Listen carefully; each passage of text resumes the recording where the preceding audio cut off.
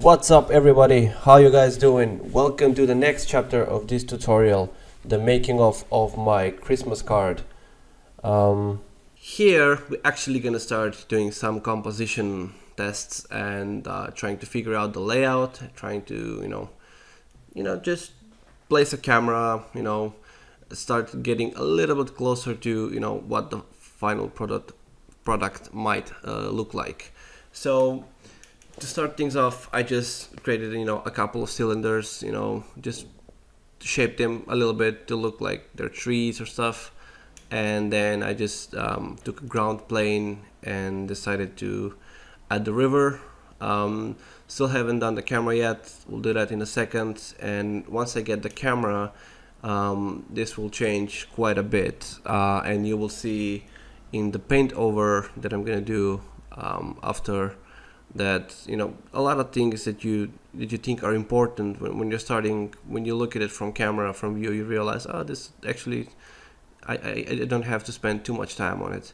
So here's me playing with cameras with focal lengths. I believe I decided to go with 60 millimeter lens for this kind of stuff.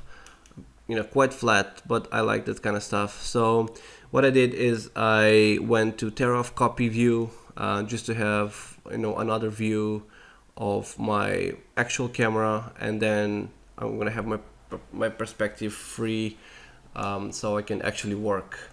So this is very common, for those of you who do layout. You've done this a billion times. You just have a camera and you just start positioning objects, to work from the camera point of view. And sometimes you have to cheat a lot of stuff, like you would bring objects much closer to the camera than they would normally be, just because they look good from the camera. And that's fine, because at the end of the day, what it looks like from the camera is what the audience will see. So if in the scene file it looks a bit wonky, a bit like if you look at it from a different perspective and it looks like way off, it's fine, as long as it doesn't hurt the lighting and it doesn't, the lighting in GI and stuff. As long as you don't notice that in the final render, you're perfectly safe, especially for illustrations and single renders. So here is me, playing with the composition a little bit, trying to preserve as much of the rules that I know, like the rule of thirds, making things be in central and all this kind of stuff, and in the same time be interesting and pleasing to look at. So I'm not the best composition guy in the world, but that's why I do this stuff, because that's how you learn. And at the minute I was done with this tree placements, I realized that what am I doing? These trees are not the type of trees that I want to have in the final image. But it's okay, because I will change them in a minute. We will go in Photoshop, we'll take screenshots of this, and we will do some paintings and figure it out even more. So here we are in Photoshop, where I start my paint over. So first, I want to see the how bulky the house is going to be, like the snow, if I'm going to add more elements or not, and how that is going to affect my composition. So yeah, still can't get rid of the trees. Remember what we talked about, deleting stuff you already done. So here's me breaking that rule just a little bit. Not wanting to give up on the trees yet, but I'll get there. So here's little indication that I want to have like a brick brick texture to the lower part of the house, and some windows, old windows that will be with opening on the towards the outside, and by the way, I really apologize for my drawing skills. There are none. I don't have any drawing skills whatsoever. But hey, it's better than nothing. Like if this wasn't a tutorial, no one would see this paint over, draw over, whatever you can call it. So it's fine. If it's only for you, it's fine. So trying to figure out the types of materials, what's going to be seen, what not. And then in a minute we're gonna jump in Maya and keep this image on the second monitor and start building this stuff. So in this very first idea, I would have the sun coming from the completely opposite direction of what I end up going with. But that's it's a subject to change. So here's when I decided to add a little window, just saving it out and going back to Maya and start working on it. So my modeling is nothing fancy. As you'll see, I'm trying to reuse a lot of geometry that I have from the block mesh because it's already there. So what I did is I extracted the topmost polygon from that block mesh for the bridge, and then just split the mesh into a couple of boards, just to make it look more structural and realistic, I guess. And then because as everything in CG, when you do this kind of stuff at the beginning, they look very perfect, very boxy. So I'm gonna start adding a lot of topology to make them look more irregular, because if this was a bridge, like a wooden bridge, in the mountain, it would be a lot. It will have a lot of wear and tear. It will be bent and twisted and all this. There's like people and animals like walking over it. So it's not gonna be perfect. So here's me, just adding some irregularity, just selecting faces, moving them around. And for support loop edges, I love to use the bevel technique in Maya 2017 and up. I believe I'm in 2018 for the modeling stage because I just love 2018. I was a beta testing artist on 2018 when I was back in Macedonia, and the minute I installed it, I was like, I'm not going to use 2017 ever again, because it's more stable. It has better tools. The existing tools a lot of them were rewritten by the developers, so, and improved, and like they have new features added and stuff like that. So I'm using the bevel function, and then just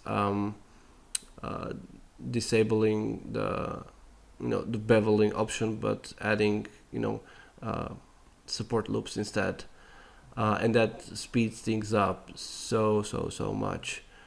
So I know you don't see the reference image on this monitor, but I keep it on my second monitor just to keep this view a bit, to make it less cluttered.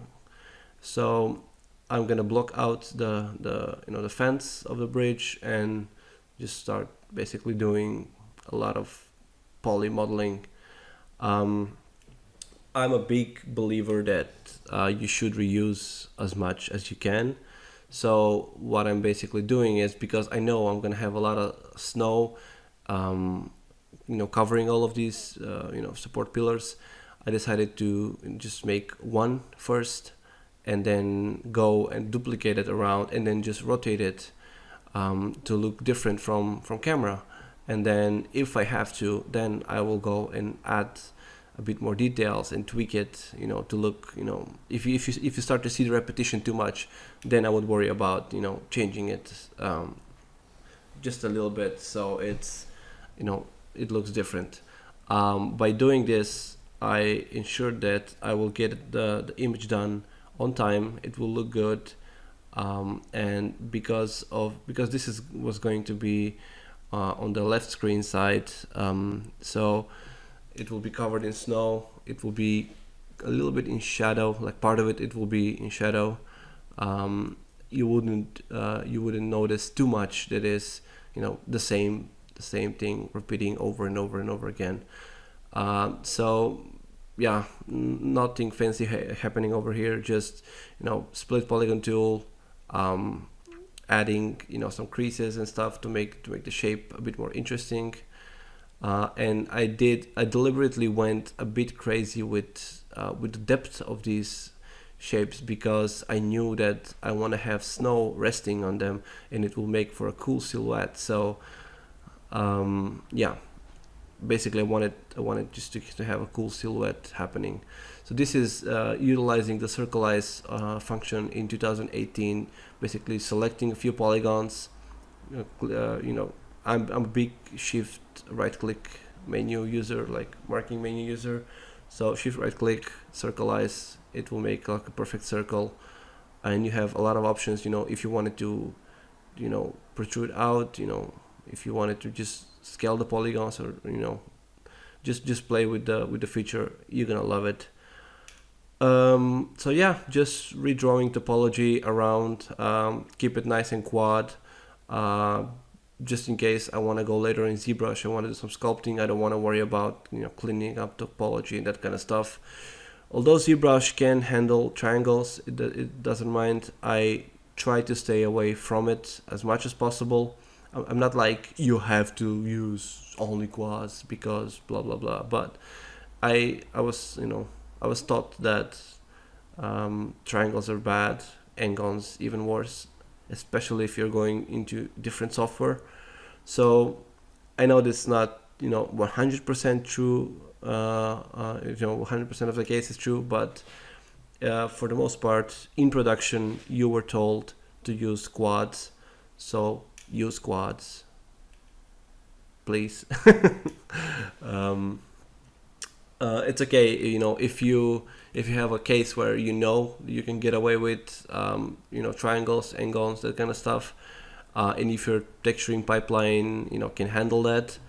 If it's a personal project, then by any means, like if you feel like you can spend more time polishing the materials, polishing the light, so the model is not as important, then by any means go for it. And have a bit messier topology, no one would mind. But if you are like practicing, like if you want to learn, and if you're practicing it, then please do yourself a favor and model quads only, especially if you're a beginner, or if you're someone who's like not that efficient in modeling yet.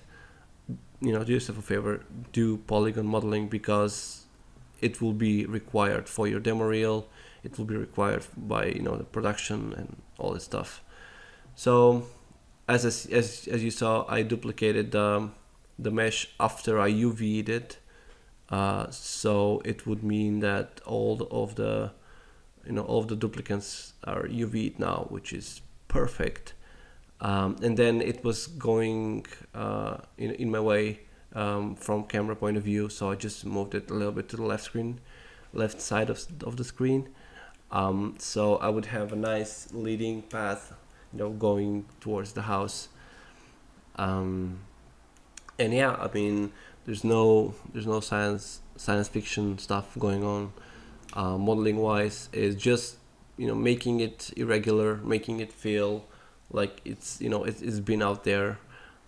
Adding some details like knots, and like if this is a wood, like I always try to think of what caused this to bend like this, for example, and why do we have this dents. So if maybe like if this was a branch of a tree, they chopped it, and like if you do that, then you probably gonna have more branches, smaller branches coming off of this one, so you would have place where they have been.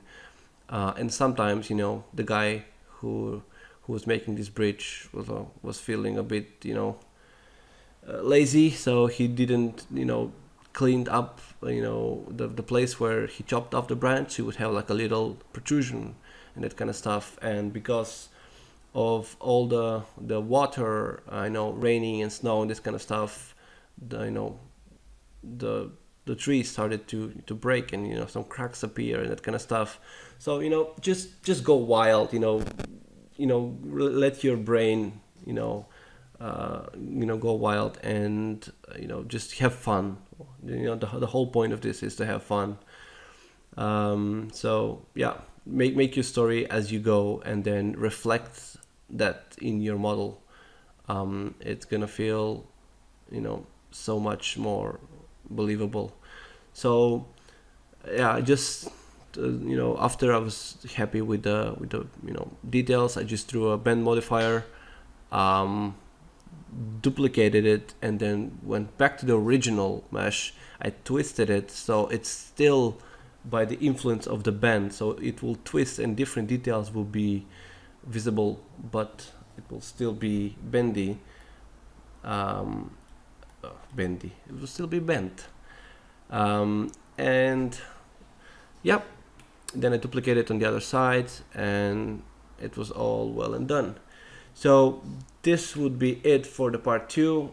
In the next part we will go a bit more in detail, with modeling, adding more details to the house and that kind of stuff. So stay tuned, and I'll see you in the next one. Thanks for watching.